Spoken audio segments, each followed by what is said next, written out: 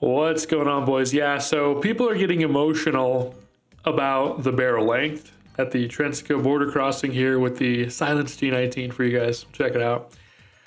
So let's talk about the barrel length. This is one of those things where it's changed so much, right? 10.3 used to be like the hottest thing you could get. And now I have the 10.3 and it's like, dude, I can't even post about it because everybody's gonna say, well, what about 11.5? Well, the dwell time is better than 11.5. And it's like, I get it. Okay, 1 inch is better, right?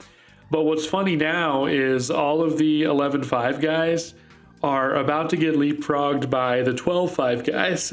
This is true.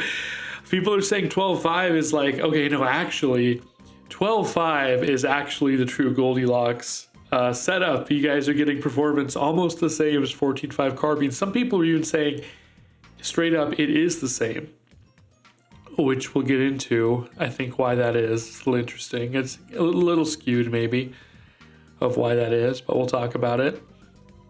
Sneaky Stealth 100 by that guy. Not this guy though. Uh-oh. So I just think it's funny. So, if you can tell me what dwell time is without looking it up, okay, I'll give you a cookie. But I don't think a lot of people really know. It's like they kind of download their personalities from the internet. I hate to say that, but it's kind of true. A lot of people just go based on kind of what seems popular or what they read on Reddit.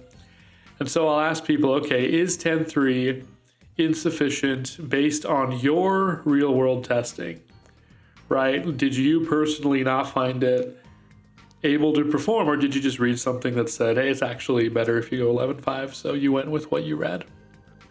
And it's like, okay. I mean, we all do that to an extent, right? We kind of try to share in the learned knowledge of our community as a whole. But the grandstanding just gets to be a little bit much, especially from the 11.5 guys. I'm sorry, guys. I realize I'm on a pedestal defending 10.3. I actually am not too attached to it, I promise, as I spent the entire intro talking about 10.3 haters. But it also tells me too, hey, you kind of got into guns like a little bit later, okay? A little later than the rest of us, because 10.3 was the thing way back in the day in the GWAT, still being used as far as I know. But I think with the Erky, we've moved on to like the 14.5. And the mini cans is kind of the hot aesthetic right now. So there's the question. And then to 20-inch guys, probably the loudest group in terms of defending their barrel length choice are the 20-inch guys.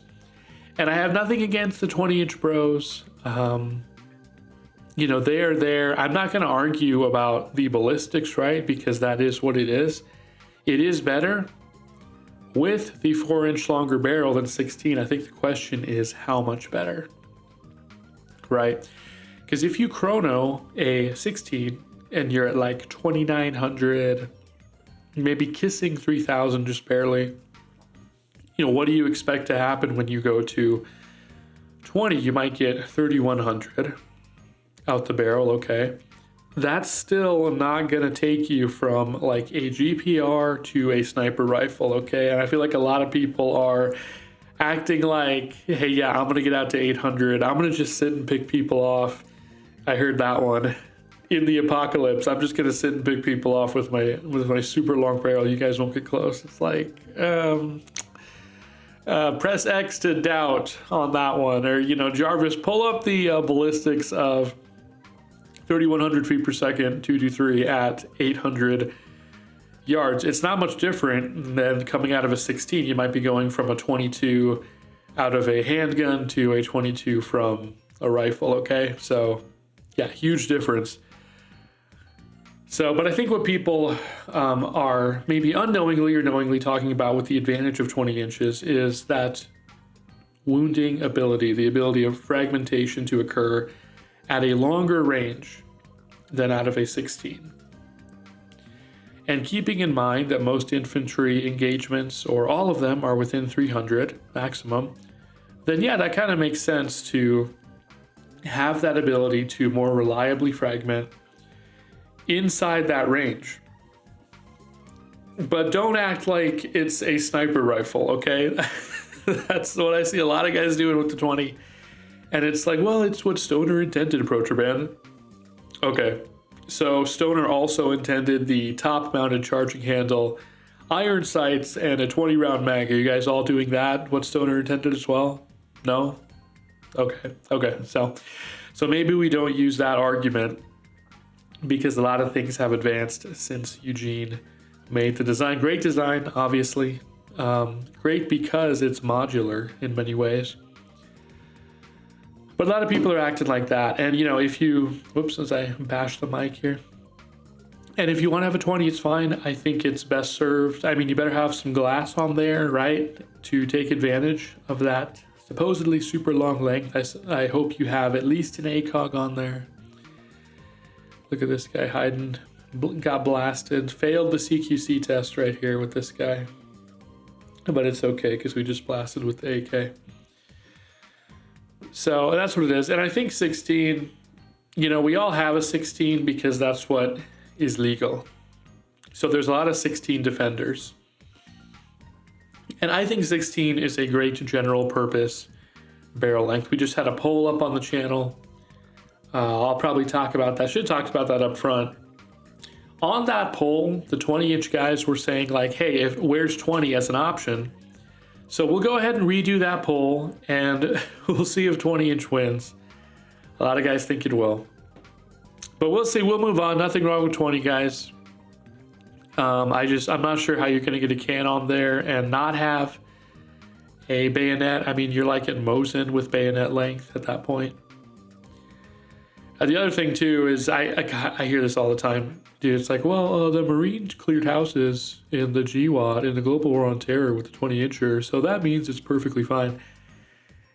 And let me explain something to you, okay? Just because something happened once somewhere does not mean it is the ideal way to do that. In fact, Black Hawk Down, that whole incident, as far as I know, was really the genesis for wanting as short a barrel as possible because the 20-inchers were hampering them as they moved from building to building. That's how we got the 10-3 and shorter. Tough spot here. We do make it out though, low health. Guys, press subscribe and we'll make it out of this one. Did you ever doubt me? You know we got him with the CQC tactics on the last health bar. So that's the whole thing. But people say, well, you know, you can go house to house in your 20 because the Marines did it once. And it's like, yeah, they did it once. Doesn't mean that they wouldn't have been a lot better served with a 16 or 14.5. But then with the GWOT too, you know, there's this whole talk about ice picking. Okay, and if you guys aren't familiar with that, basically it's the complaint about 5.56 or the M4 in general, that when the enemy was hit with a round, especially a range, it wouldn't do a whole lot to them. It would just make a kind of a straight wound cavity, just like something that was made with an ice pick. Okay? So pardon the visual there. We're still on YouTube. I think we should be okay with that one. But so that was the other major complaint. And that's the question of, okay, should we have had 5.56 for long distance engagements in the mountains? Okay. And I think that's part of the reason why the Marines and other groups kept the 20 for so long. And now they're messing around with other cartridges and things like that. But we were outranged by the PKM and other rounds. So, and that's a question of, you know, did the enemy kind of learn how we fight and then try to engage in a way that was more favorable to them? I think they probably did. People are saying, you know, all rifles are just a PDW, and you basically call in munitions for anything, you know, outside of 3, 4, 5. But a lot of really respected guys too are saying, hey, even if you put a 5.56 55 grain in someone at 3, 4, 5, they're not going to want to keep fighting. And I think that's probably true. I think if they're hyped up on something, then that might be less true. And then, of course, the answer to a lot of this is guys came up with the 77 grain OTMs. Can't get in this building for some reason. Not sure what's going on. That's okay. We will continue with the AK. And so that's kind of the obvious answer too, is people will kind of retort back with the complaints about range is, well, hey, what about 77? What about all this stuff? And, you know, that's true. I don't think those were around in the Stoner days. I really don't. And even 223, you know, the loading for 223, don't make the mistake of reading numbers for a 223 chronode setup versus 556, because there is a fairly significant difference. And then guys are doing like trick barrels with the 223 wild, higher pressures, you know, shorter throat before the rifling starts to get a little bit higher velocity. And that's great in theory. You know, if your barrel gets dirty over time and those pressures continue to build, that's maybe not a great situation if you're concerned about, you know, absolute apocalypse, like running in the mud type stuff. Absolute reliability for the sake of everything else. I don't know if I'd go with 223 wild. Might upset the wild guys, but I think there's a trade-off for everything, right? There's kind of a compromise for everything. And so that's where a lot of guys were coming to the conclusion. I love how I just tanked that RPG, by the way. I just built different, guys. They came to the conclusion, our military did, that 14.5 is all you need, okay? And that was done after, I assume, a lot of testing. Now, the military doesn't always get it right, obviously. We've seen quite a few cases of that. For whatever reason, they make the obviously wrong choice. And that's sad. Hopefully we can get away from that. You know, that was like when they were sent to Vietnam too, they were kind of sabotaged with the ammo. That change they made at the last second. So it's kind of weird. Like, you read back at all this stuff, you think we'd kind of have it figured out, right? But there's all these dumb, unforced mistakes. But anyway, 14.5 is what the government decided on for, we assume, very good reasons. And there's a push now, I've seen gun tubers that, you know, I know talk about this, of that's all you need. Okay, just 14.5, call it good. Now there's the issue, you know, most guys don't want to go through the whole SBR thing in the NFA. So you'll be looking for a muzzle device that's 1.5 inches or longer to get to that 16-inch. Some guys go 16.1 just to be extra safe. Overall length. Okay, and your 16-inch rifle is not really 16 inches. It's about 17 and maybe 1/8 to 1/4, just with the A2 birdcage on there. So keep that in mind. So, you know, wondering like, is pin and weld going to make a big difference? It actually does. It brings it down a somewhat noticeable amount. I will just say the difference between 10.3 and 11.5 is noticeable too. It feels like you're almost going to a 12.5 when you have them side by side. So it's just interesting. And I think people forget about what 10 is really good for, like the really tight spaces. You need to have it in a vehicle, in a car, in a backpack, maybe, for various reasons. For good reasons, right? Not like bad reasons. For good reasons. And people just kind of, they're on their high horse talking about the ballistics of 11.5, so much better. And they just forget really what 10.3 is for. It's for maximum maneuverability, okay? And a really good length when you have a can on there.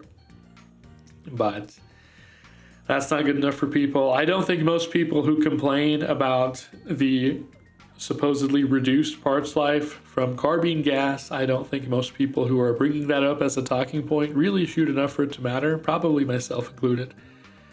Okay, yes, carbine does wear out sooner, we all know that. You should probably just get an adjustable gas block, especially if you're going suppressed, and just solve that issue. So many of the issues that other gun tubers are dealing with, like the downward venting bolt carrier groups, or a heavier buffer, or a charging handle that diverts gas, dude, all that can be fixed if you just start at the root of where the symptoms are coming from, and that is the gas block. But there's this almost like FUD type resistance to adjustable gas blocks that I think is not warranted. We'll do a video explaining why they are actually not scary and are pretty reliable at some point in the future here. So that's one thing to have for the 10.3. So back to 14.5s, you do look at a muzzle device that's going to get you to that overall length of 16, unless you want to throw it on a pistol lower, which I kind of feel like, is obviously okay now, but in a few more years, 2024, 2028, whatever, you wonder if that's going to change, right? And that goes for all the guys who are having fun with the FRTs right now. That's kind of a question mark, I think. Because if you look at the agreements, I don't want to go too concern trolling here, but the agreement really didn't allow for all that. It's just because we have a friendly administration right now that those rights are secured, or at least not really upheld, just not being trampled on. So I think that's an open question about some of the pistol ones, some of the other ones that are very cool, don't get me wrong, but I just wonder if those are a viable long-term solution there. So I wonder that too, about if you're thinking, well, I'm just going to get a 14.5 and I'm going to put it on a pistol lower. I don't know. I don't know. Like I said, now with Trump, probably very fine. Well, Trump is not the biggest pro 2A guy, but he knows that that's where his base is, so he's not going to mess with that. I found the intel here, the secret, maybe the Epstein files were on that computer. Sorry, guys. So I just don't know. I think that you have to get the mind of other people. And I think that a typical prosecutor or whoever would be a lot more forgiving if somebody, they had a 10.3 pistol and they went to 12 or 11. I think they would view that as oh, okay, he's just modifying his pistol. Not saying that's what we should do based on what certain people will accept. We are in control of the culture. We push forward and determine what it is. But just trying to get inside the mind of the non-2A upholding crowd a little bit. So it's kind of an interesting thought. So if you go 14.5, you can get all the velocity you need, supposedly. And indeed, a lot of the ACOG markings are held out for a general 14.5/16-inch 5.56 load. I believe Trijicon says that the difference in various loadings is usually less than the height of their stadia lines for 3, 4, 5, 6. Saying that, yeah, it really doesn't matter to an extent. It's all going to generally fall in the same area. And I think that's probably true. The one thing I will point out is their newest ACOG for the USMC has the different markings for 14.5 versus 20 at different distances. And you can see, close in, it's really not a big difference. But as you get to go 4, 5, 6, 7, 8, 9, they even go to 1,000, I believe, there, which is whoa, big distance. It opens up quite a bit. And that might say, okay, is it fair to expect to engage with 223, 556 at 1,000? Probably not.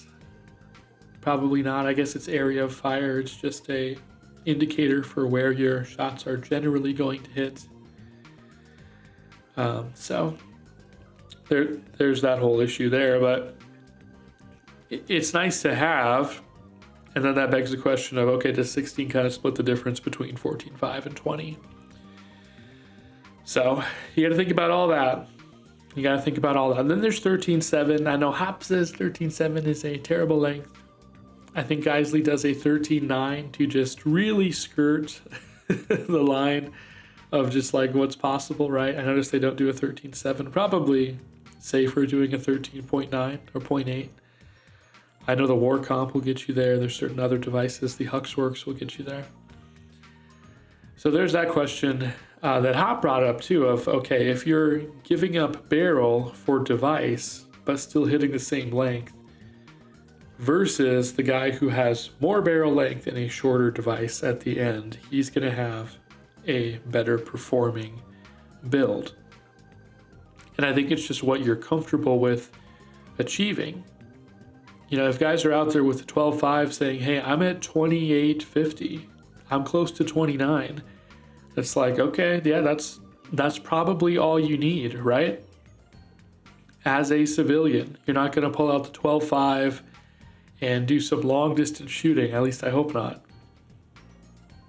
But it is kind of funny, the meta is quickly evolving past the 11.5 to go to 12.5. In my opinion, a lot of people saying 12.5 is slept on.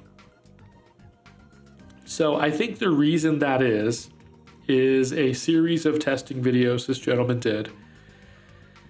And I'm not really sure that the results he got there are comparable to what other gun tubers have had in the past for 12-inch barrels. And what I mean by that is this: if you watch the videos, he uses a Criterion Core barrel that he admits runs a little faster than his other barrels. Okay. And so that brings up the whole question of, are we just talking, this minute difference we're talking about, 27, 28, 29. I will concede that 27 to 29 is the bigger jump there, especially if you're getting close to 3. Are we just talking about the difference in what one barrel manufacturer is capable of versus another, right? Because then it's kind of a moot point, right? If you say, oh, dude, I'm going to go 12.5, but I've got the cheapest dog rock bottom manufacturer I could find. It's like, okay, are you really getting the most out of that barrel length then? I'm looking at Geissele, they make a 12.5. I'm looking at Daniel Defense, they also make a 12.5. Both with carbine gas, which is the interesting thing, because guys online are like way gassing up the 12 because they're saying, oh, dude, totally missed that RPG shot, by the way. Unfortunate. It didn't go through. There's one for them. But they're saying, yeah, the 12 is insane because you can get mid-length gas. And I do think there's been a little bit of hate on the carbine gas, a little bit too much. I think it's one of those things that guys get, they get emotionally invested in because they want to justify the purchase, maybe.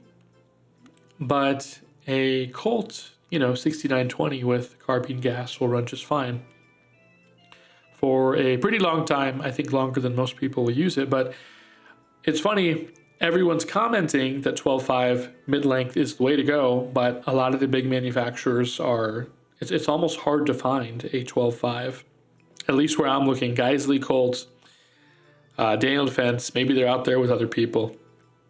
I noticed the button rifle barrels, it's like really easy to find whatever you want, right? And then the cold hammer forged barrels, it's like controlled by a select few, it feels like. It's like really tight, locked in. And I'm wondering if there's maybe a good reason for that. There's a huge amount of cope online about not having a chrome-lined barrel, and this to me feels like poor talk. I know because I am a poor guys, okay? Even though, right, we kind of know, and I do think it's people trying to gas themselves up saying, yeah, this is just as good. It's not, it's physically not, it's the way that it's made, it's not. So it's just not. But are you going to shoot enough to see the difference? Probably not. And then it's just like, that's the whole thing with Holosun too. It's just like, just be honest and say, this was priced good enough for me for what I'm going to be doing. Okay, don't gas yourself up and say, oh, it's just as good. It's just as good because I said so. And I hate American manufacturing and all this. And it's like, okay, really? I mean, just be honest, right? Just be honest and say, you know what? It's good enough for me to do what I needed to do. When people get out there and start saying these ridiculous things like, oh yeah, it's better than all this stuff, it's just secretly better, they just don't want you to know that. And that's when I feel like, okay, that's a little bit ridiculous. Like, let's be serious. You lost me there. Spaz doing work here on that guy especially.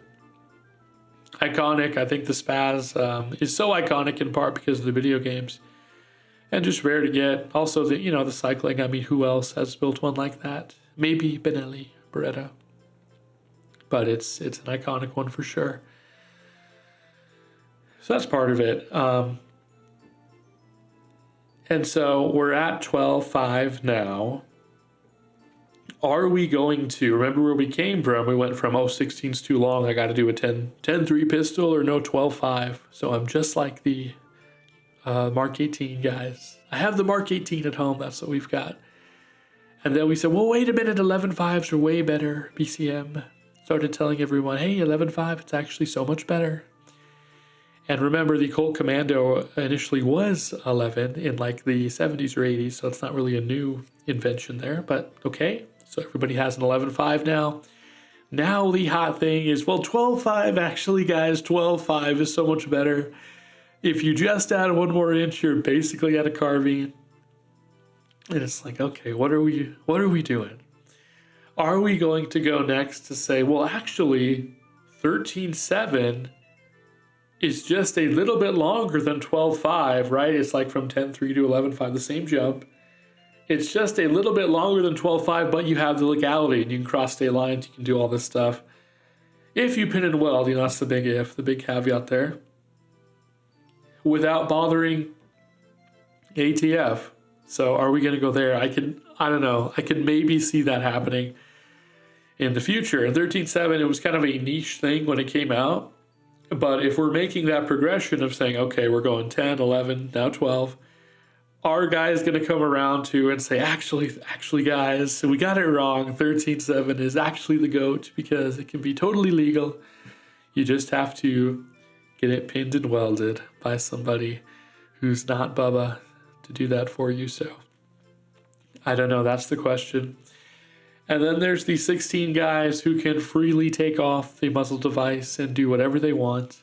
And it's a great time. If you look at the history of the NFA, by the way, it's really a mess and really was never intended to apply to rifles. I think it should be thrown out based on that alone. Maybe that will be the result of some of the challenges that are coming against it. So, and from a realistic ballistics point of view, right, it is less dangerous than a 20-inch round, right, fired from a 20-inch barrel.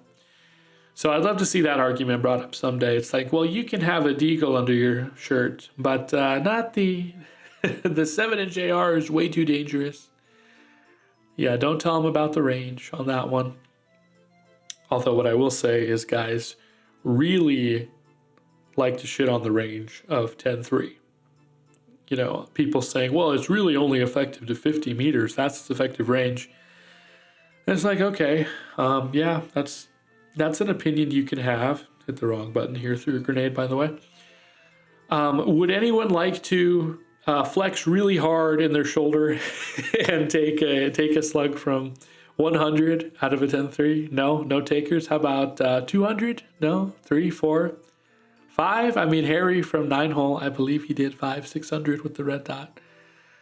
Any takers for that? No. Okay, it's still gonna really hurt like hell. It's still a possibly lethal shot at that range. Okay, maybe we should stop downplaying the effectiveness then of shots from 10-inch barrels. Guys are acting like it's like the really stupid lengths, like 9.876.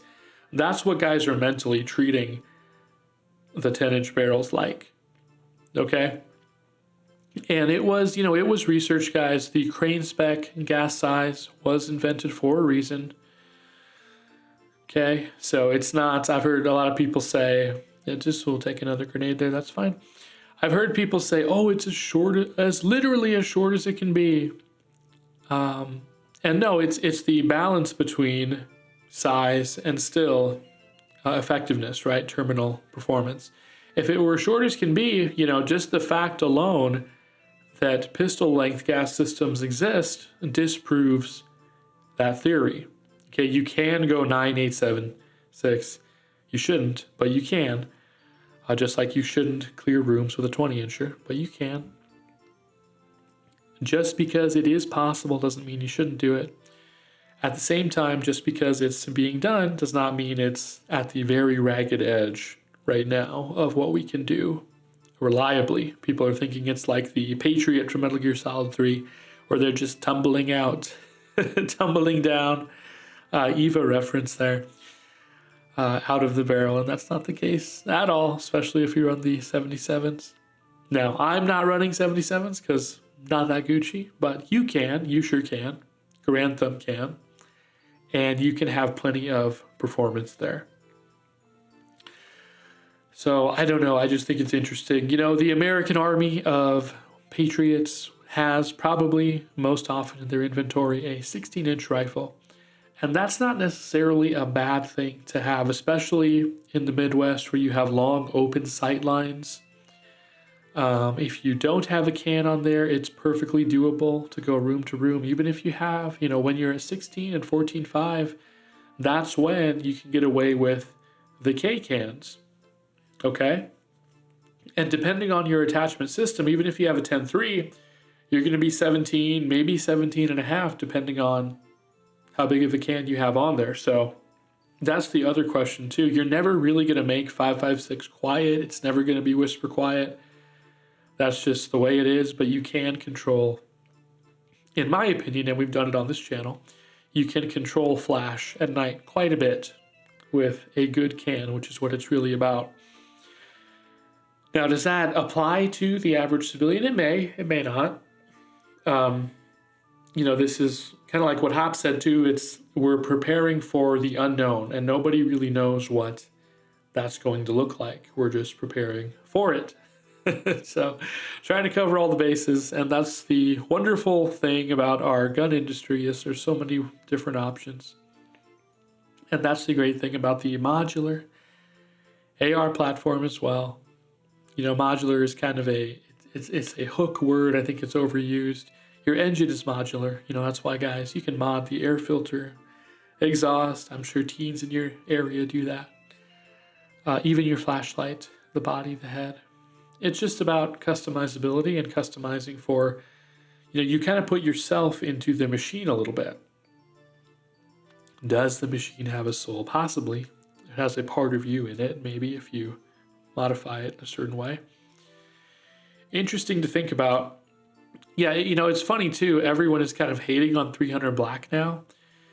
And that's just a huge change from where we were at a couple of years ago. I think it's indicative of our economy. I think it's kind of, in some ways, people hating on 300 Black so much is kind of a recession indicator, because 300 Black was supposed to come along and solve all these problems that you guys were saying 5.56 has from 10.3, right? It has that performance with these shorter barrels. You can go supersonic as well and have like a fighting rifle-esque carbine. But nobody really fucks with it anymore. And that's kind of odd to me. Guys are getting super into, at least allegedly, some of them are, into 6 ARC and all these meme calibers. It's like, you know, the yearly meme caliber that comes out, the yearly new caliber, okay, that the industry comes up with. The 6 something that isn't compatible with anything you have. You have to get all new parts. Just by coincidence, you have to buy all new stuff again. And people are getting into that, talking about, hey, I can hit at 1,000 really easily. Now, what is the civilian application for taking shots at 1,000? Right? I've started to talk about this. I've started to hear other people talk about it too, is that's a heck of a self-defense case that you're going to make to that judge, right? Oh, he was at 1,000 meters away and he was running really fast. Judge, I had to do something. I don't know. It's a tough one. Now, in a hypothetical, right, if we're wargaming here, a hypothetical without rule of law scenario, then is it maybe justified? I don't know. You have to be a good enough shot and have the glass to actually make that happen for you at 1,000. And most AR sights, the adjustable ones, the irons, are even going to top out at 6, maybe 800 if you get the older style. You can dial up to 8. But most of them are going to stop at 6 because that is about the end of the effective, usable range of 5.56. So it's a whole game of back and forth. You know, we're going to talk about the do-it-all optics setups in the future, but that's the whole other thing you get into is there's 4, maybe 5 ways to go about that. And then once you start doing so, do you give up something as well? Now, a lot of guys are just saying, you know what, I just don't care anymore, right? All the talk is like, it's too autistic. We're getting to that point where it's like, do we really care about min-maxing that hard? I'm just going to go out and enjoy dumping my 16 into the local water heater / trash at the range. And I think that's perfectly valid. I think for a one size do it all, quote unquote do it all type of a rifle, a 16 is fine. You could argue once you get your muzzle device of choice or your suppressor ecosystem of choice figured out, then a 14.5 is totally acceptable for that as well.